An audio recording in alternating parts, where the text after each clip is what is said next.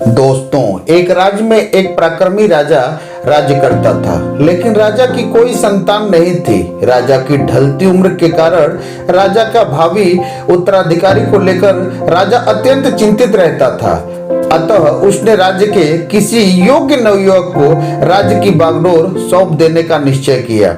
भावी उत्तराधिकारी के चयन हेतु उसने राज्य में योग्यता परीक्षण का आयोजन किया। इसलिए उसने एक शानदार महल का निर्माण करवाया और महल के दरवाजे पर एक गणित का समीकरण अंकित किया और पूरे राज्य में घोषणा करवा दी कि राज्य के सभी नवयुवक महल के दरवाजा खोलने के लिए आमंत्रित है। दरवाजे पर अंकित समीकरण हल करे और दरवाजा खोले। जो महल का दरवाजा खोलने में सफल होगा महल उपहार स्वरूप दिया जाएगा और राज्य का उत्तराधिकारी घोषित किया जाएगा। अब क्या था, घोषणा के दिन से ही उस नव निर्माण महल में नवयुवकों का तांता लग गया। सुबह से लेकर शाम तक नवयुवक वहां पर आते और दरवाजे पर अंकित गणित का समीकरण को हल करने का प्रयास करते, किंतु आश्चर्य की बात यह थी कि कोई भी उसे हल नहीं कर पा रहा था। उसका हल निकालने के लिए हर संभव प्रयास करते रहे और असफल होते रहे। कई दिनों तक यह राज्य के बड़े से बड़े गणितज्ञ भी उस समीकरण को हल निकालने में असमर्थ थे। तभी राजा ने दूसरे राज्य के गणितज्ञों को आमंत्रित किया और दूसरे राज्य के गणितज्ञ आए और गणित का समीकरण हल करने लगे। जैसे जैसे दिन ढलता गया, एक एक गणितज्ञ वहां से जाते गए और अंत में मात्र 3 लोग शेष बचे। उसमें से 2 दूसरे राज्य के गणितज्ञ थे, किंतु तीसरा गांव का एक साधारण युवक था।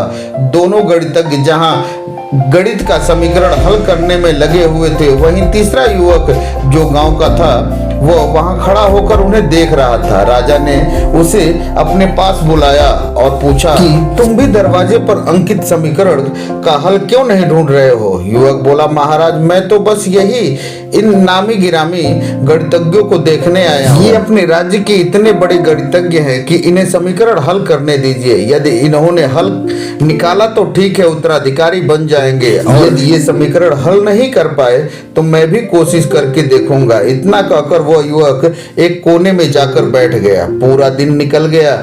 अब शाम होने को आई थी, किंतु दोनों गणितज्ञ समीकरण का हल नहीं निकाल पाए। वो युवक के मस्तक में दिन भर बस एक ही बात घूम रही थी कि आखिर इस समीकरण का ऐसा क्या हल है? कैसे महल का दरवाजा खुलेगा? अब पूरा प्रयास करने के बाद वो दोनों गणितज्ञ समीकरण का हल नहीं ढूंढ पाए। उन्होंने हार मान लिया और कोने में बैठा युवक अब दरवाजे के पास गया और जाकर धीरे से धक्का दिया। जैसे ही उसने दरवाजे को धक्का दिया, दरवाजा खुल गया। दरवाजा खुलते ही लोगों ने उससे पूछा कि तुमने दरवाजा कैसे खोल दिया? ऐसा क्या किया कि तुमने दरवाजा खोल दिया? युवक बोला, मैं दिन भर बैठकर सबको गणित का समीकरण हल करते देख रहा था, लेकिन दरवाजे को कोई भी नहीं छू रहा था। इसलिए मेरे मन में विचार आया कि दरवाजा खोलने का कोई समीकरण नहीं होगा।